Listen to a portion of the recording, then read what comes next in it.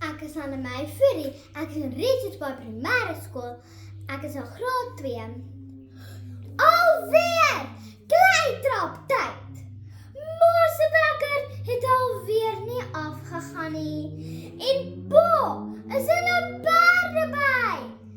En nou gooi my suster Melia 'n vloermuur wat skrik vir niks. En dit net omdat sy gaan laat is vir skool. Voorsitter, die kleitrap oomblikke in ons lewens is nie altyd lekker nie. Glo vir my, maar ek wil u graag vandag oortuig dat die kleitrap oomblikke in ons lewens tog ook 'n positiewe kant het. Laat ek sommer met die intrapslag begin, by die kleitrap Bly Maandag met sy vloermuur en al.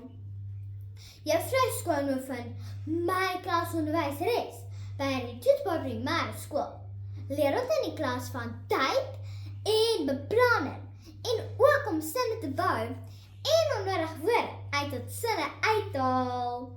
Wel, as ek moes blou uit tot blou maandag haal, het ons mos 'n doodgewone maandag sonder kleitrap. Op die webwerf www.netwerk24.com verskyn daar 'n artikel op die 14de Februarie 2024. Bestuur jou tyd reg, geskryf deur Godfrey Marie, 'n motiverende spreker van Kaapstad.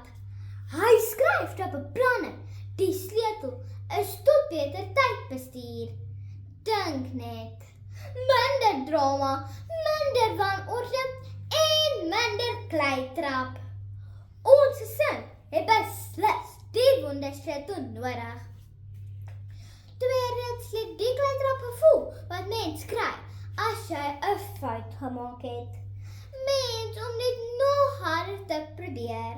My ouma Elsa, en kyk, sy is baie slim, sê dat alle mense, veral kinders, foute maak.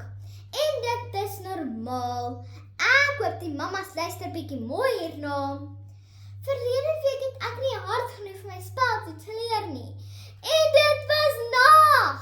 Die gevolg, 'n baie swak punt.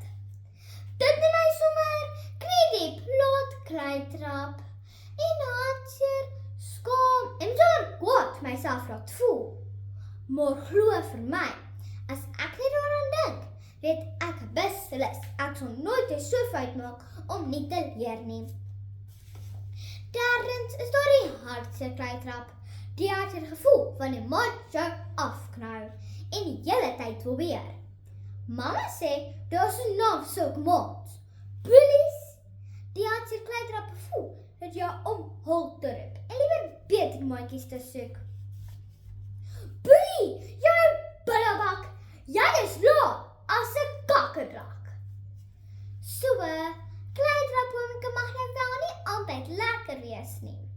Maar as die kleitrapoomke in my lewe my leer van, beter beplanning om te leer uit jou foute en om nie by die parkeerplek in jou lewe te gee nie, dan moet jy met my saamstem dat die kleitrapoomke in ons lewens tog ook 'n positiewe kant het.